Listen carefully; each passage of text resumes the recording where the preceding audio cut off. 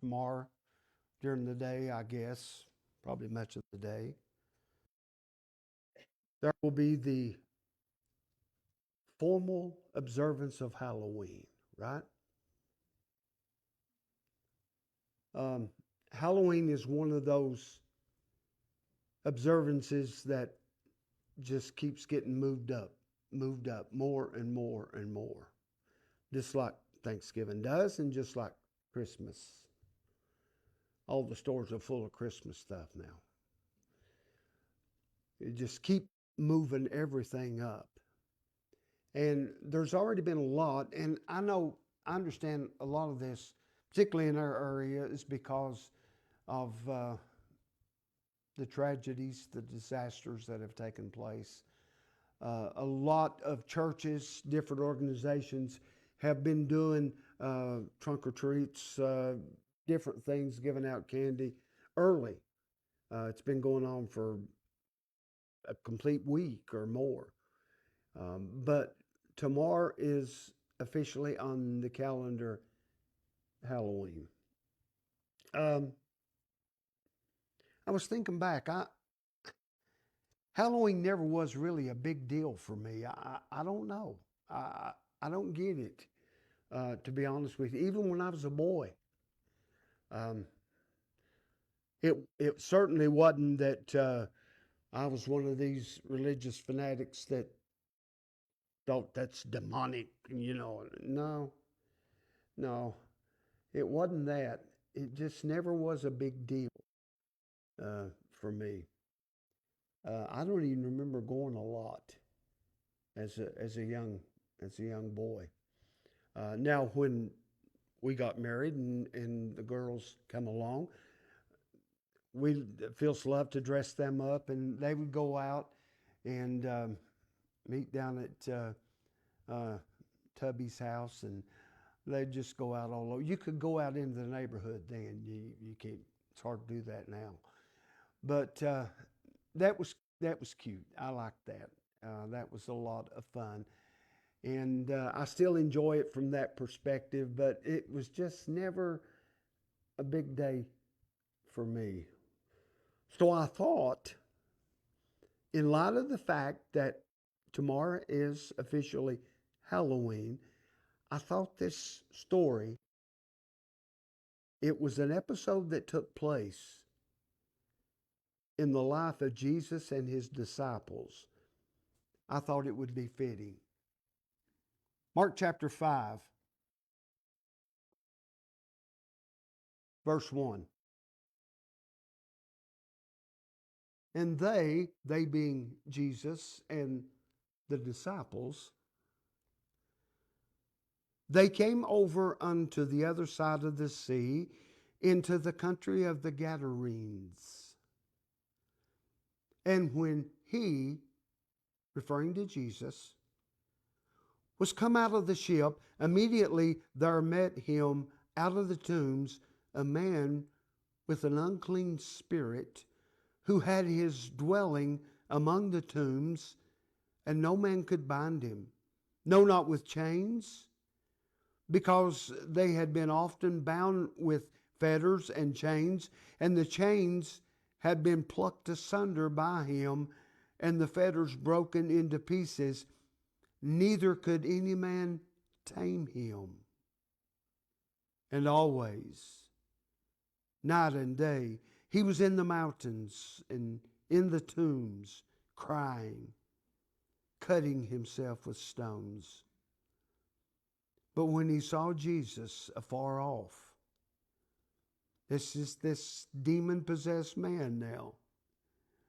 When he saw Jesus afar off, get this, he ran and worshiped him and cried with a loud voice and said, What have I to do with thee, Jesus, thou Son of the Most High God?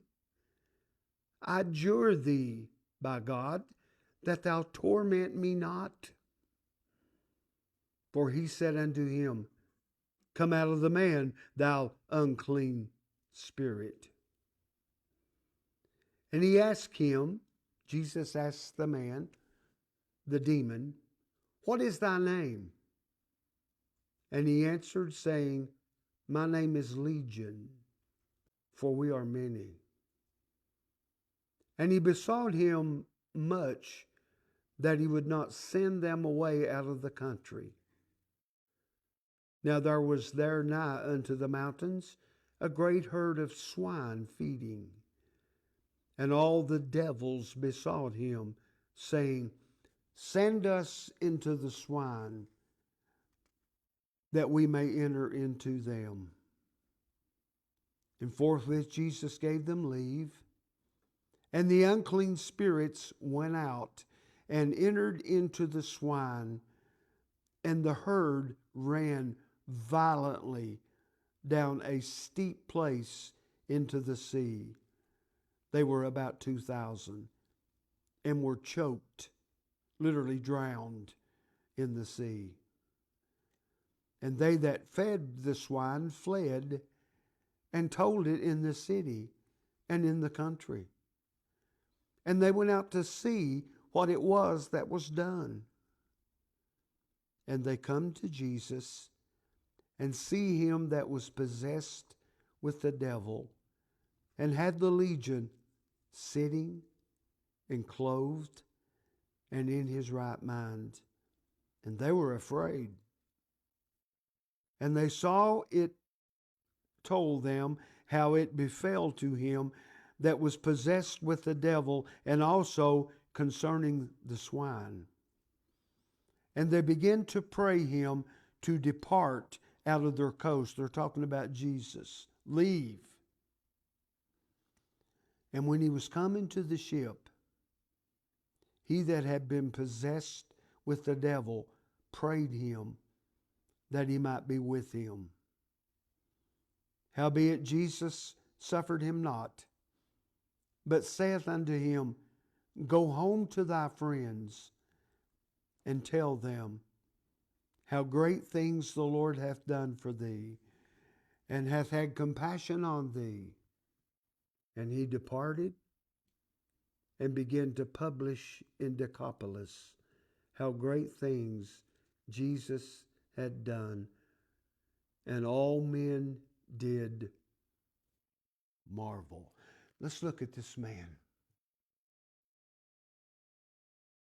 Three things, just three simple things we're going to look at about this man.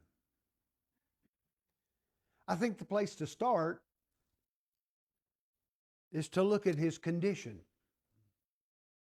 His condition. Now, the state of this man can be understood by noting some of the things that the text tells us about him. For example, his home,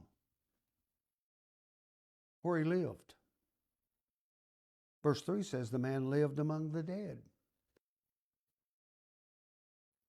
Where do dead hang out and congregate? In a cemetery. This man was living in a cemetery. I've never been bothered by a cemetery, whether it's day, dark, or anything else. I guess I've always been under the impression nobody here is going to bother me.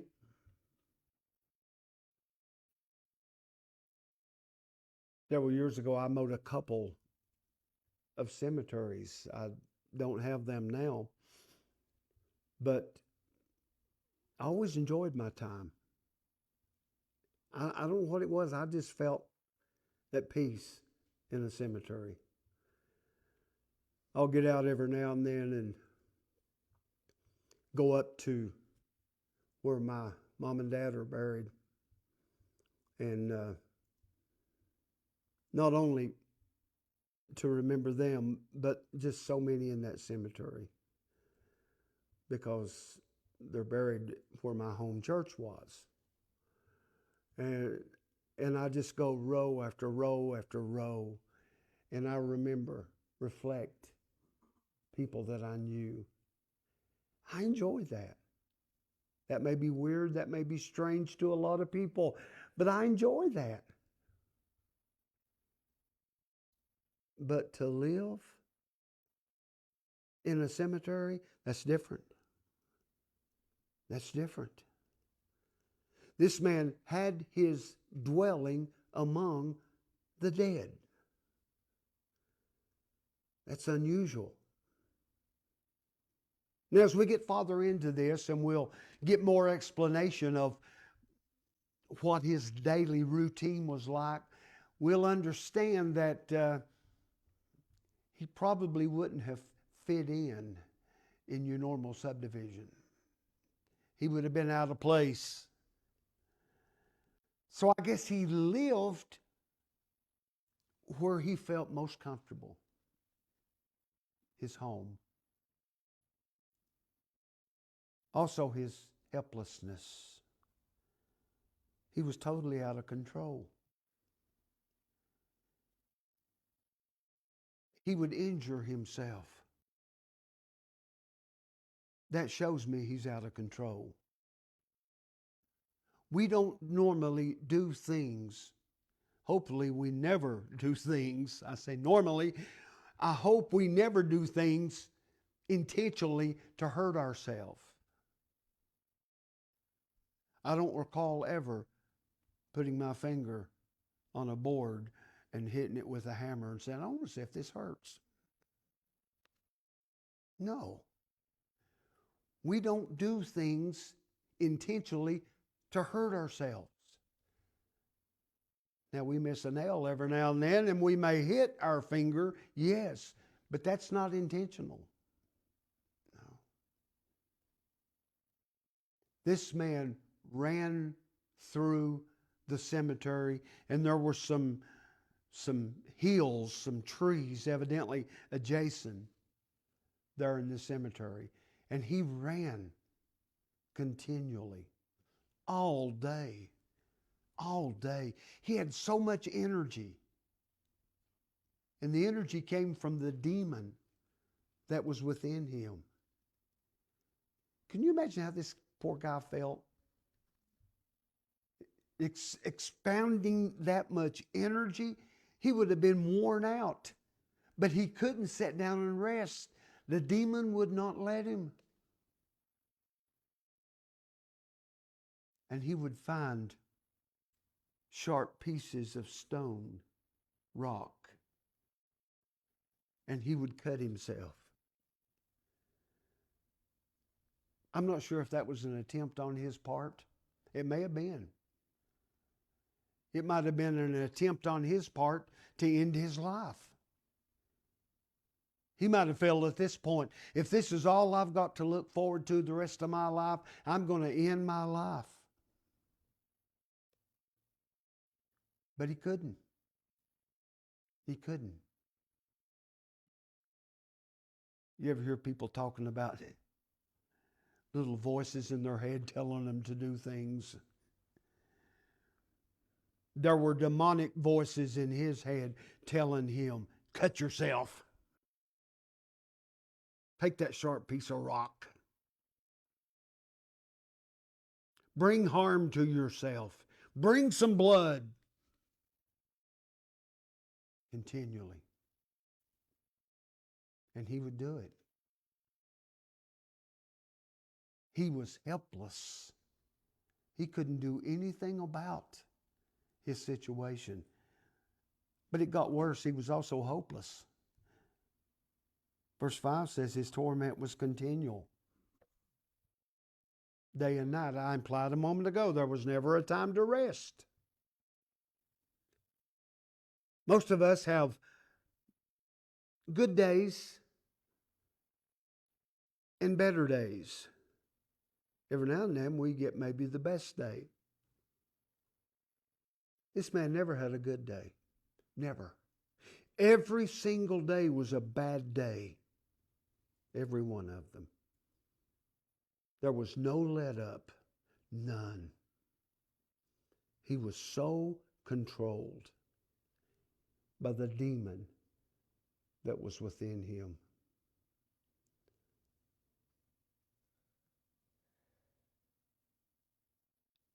I wonder, in our day and time, we don't talk about demon possession.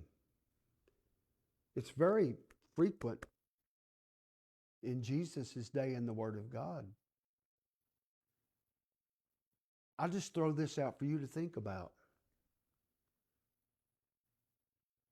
I know that we have ridded people of a lot of diseases through modern medicine, right? Polio, other things. I don't know that there's ever been anything prescribed to rid someone of demon possession. Now, of course, the Catholics believe in exorcism. I have my own opinion on that. The point I am making is, who's to say that demon possession stopped? Because you see it in the book of Acts. We see it in the gospel. You see it in the book of Acts. The early church. Who's to say with confidence it ended? I'm not so sure.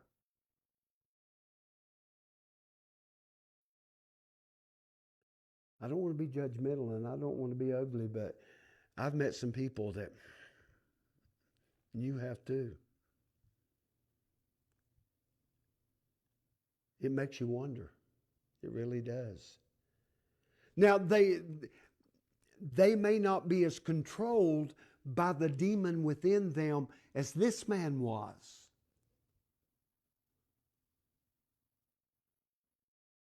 But I still think that there are people that are very heavily under the influence of demons. I really do. You look at some of the serial killers down through the years.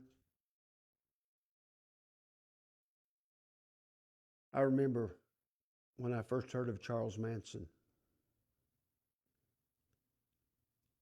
I looked at that man and I thought, my goodness, that man looks like a demon. Most of you all old enough to remember the Tates and Manson. He just had that look. Had that look. I don't think it's ever been eradicated. I think it's just manifest. The devil has learned that it's easier to manipulate people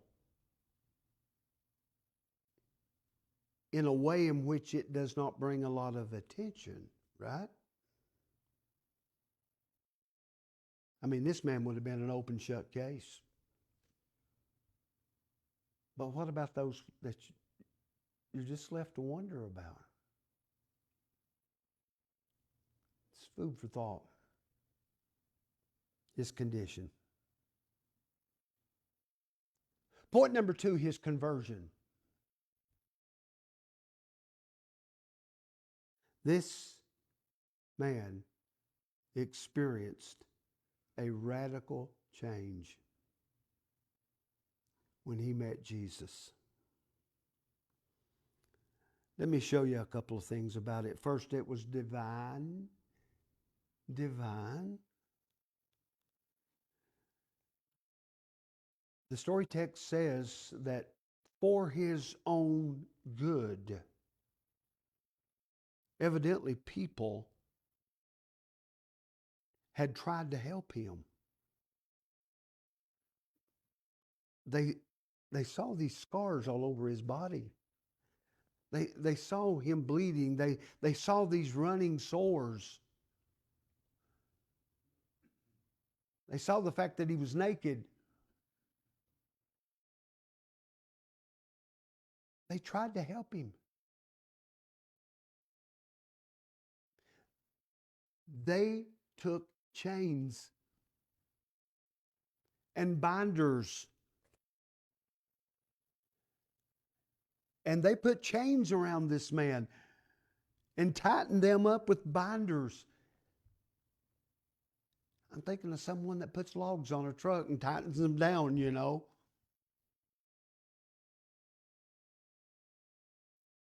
And probably just in a show of force, the demon within him would explode within the man, and he would stand up like Superman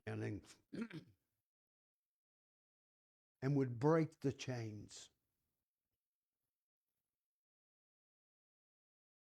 They had good intentions. We need to try to help this man. No one had been able to help him. That is until he met Jesus. It was divine. Isn't that a beautiful picture of the world? There are so many people who may not necessarily be demon possessed or demon controlled, but they're searching, they're looking, they're hopeless, they're helpless.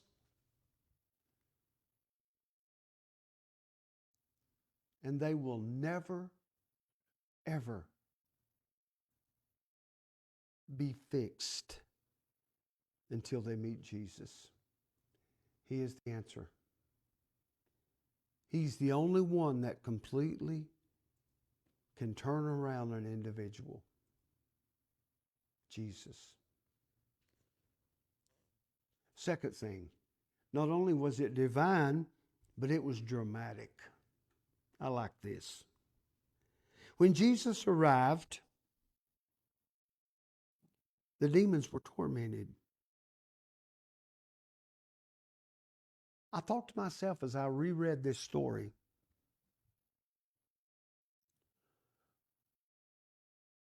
when the demons in this man saw Jesus. Now, there's no indication whatsoever this man had any idea who Jesus was. I'm talking about the man. He's been living in a cemetery. He's been living on the other side of the sea, a place no one didn't go unless they wanted to bury the dead.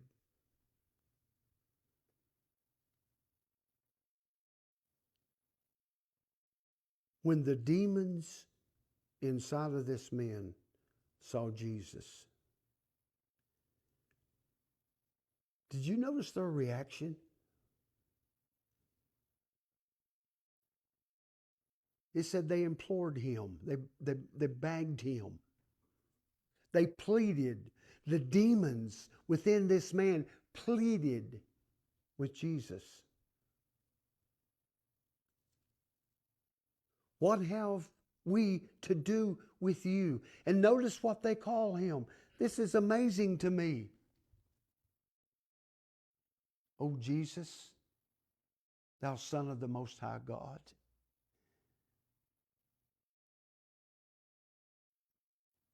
Is that as ironic to you as it is to me? You have same people today and in that day who had seen Jesus perform miracles. They had heard his teaching, yet they would not believe he was the Son of God. And here, a demon, a legion of demons, acknowledge. They recognize Jesus. Thou Son of the Most High God. That was just incredible to me. We know the Bible says that demons fear and tremble, right? Absolutely. Demons know more about Jesus than lost people in the world do. Do you know that? Now, those of us who are saved, we know a great deal about Jesus because we've made him Lord of our life. And we study and we dig and we want to find out more and more and more about him. But demons, devils, know more about Jesus than the majority of people in this world.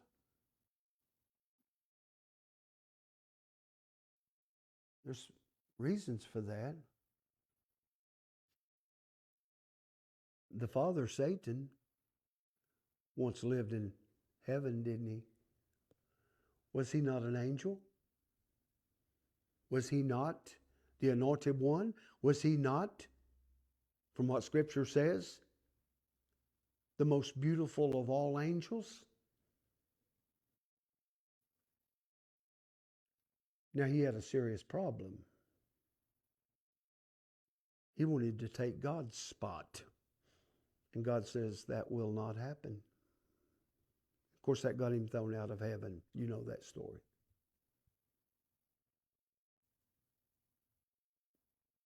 These demons recognized Jesus, and when they saw him, they panicked. They panicked.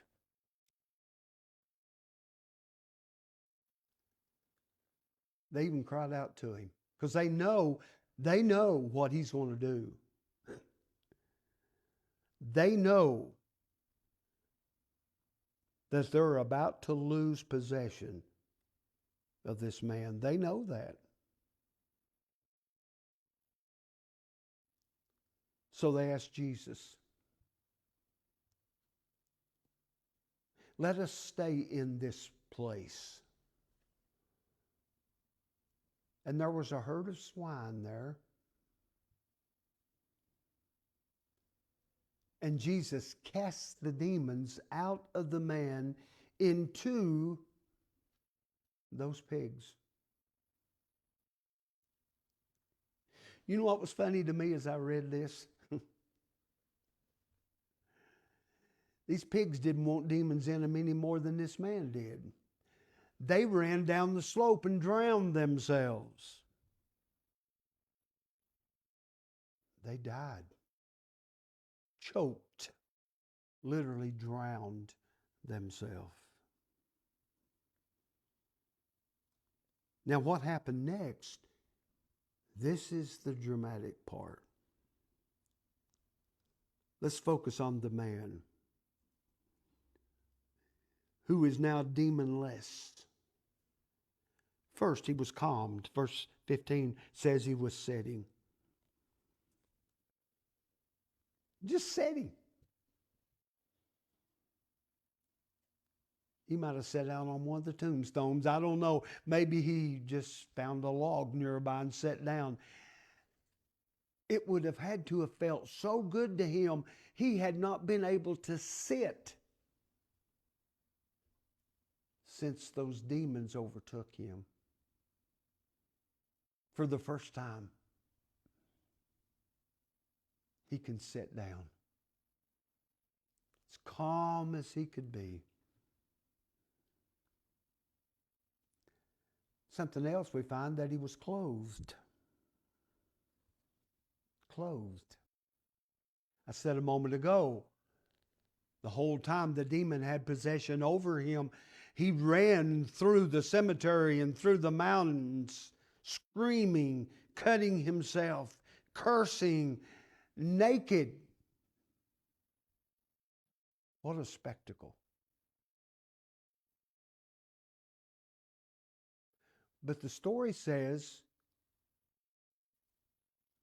when those people who were watching the swine saw what had happened, they went to the city and told evidently who owned the swine, because they didn't want to be responsible. And those who owned the swine come out, and it said when they saw him, he was sitting and he was clothed. He was clothed. That's what Jesus does for us. He clothes us in his righteousness. He was calmed, he was clothed, and he was controlled. Verse 35 says he was in his right mind. He hadn't been there forever long it had been since the demons had overtaken him. They controlled his thinking. That's what Satan does. And he still does that today. He controls people's thinking. Now, he's in his right mind. It's beautiful. One more thing. His condition, deplorable. His conversion, dramatic. Let's look at his commission. His commission. I broke it down in 3 parts. First, his wish. The man who is now freed from the demons, he had a wish. Verse 18. He implored Jesus to let him go with him. I want to go with you. Isn't that great? Knowing what had happened to him, knowing the difference that was so evident in his life, knowing that, and knowing that it was all because of Jesus. He said, I want to go with you. I thought of that. I pictured a dad with a little toddler, a little boy, and he's walking, and the little boy's wrapped his body around the leg of the dad, and the dad's trying to walk, and that little boy wants to be with dad. He wants to be with Jesus because Jesus has done something for him no one else could do. His wish.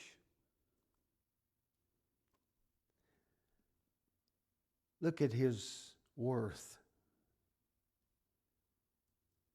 It might seem odd to you, but Jesus says no. Does that seem odd? No. That's why I said this was a commission. He had a job to do. In verse 19, Jesus told him to go back to his family and his friends. Jesus had disciples. He had many followers besides the 12. And what Jesus is saying here is, you will be more useful as a testimony than as a missionary. Just a testimony. You don't have to say anything. You go back to town. People know you, or they knew you at one time, and they also heard of what you became. You go back to town. You're clothed. You have a red church hymnal in your back pocket, and you're saying, "Oh, victory in Jesus." That's going to be a witness. People are going to be mesmerized. His worth. Jesus knew he would be more valuable that way, just by simply showing up in the town in which he once lived. Chuck Swindoll. Chuck just recently retired. Chuck loves to tell a story about, in his mind, this guy coming back to the little neighborhood that he lived in with the white picket fences and everything. And he's walking down the street, and there's a little boy in one of the fenced-in yards. And he runs in and says, "Mama, come." I see Daddy. He's walking down the street.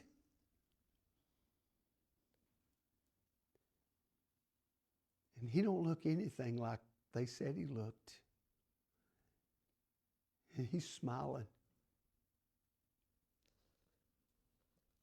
His worth, his wish, and his work. Verse 20 says the man returned home and began to preach. And as a result, it says that all men did marvel. It's until how many people this man won to Christ. All he had to do was get up in the meeting and say, most of you knew me at one time, and you knew what I became. But I'm not that man anymore. And it's all because of Jesus. Let me introduce you to him. It's untelling how many people he won to Christ.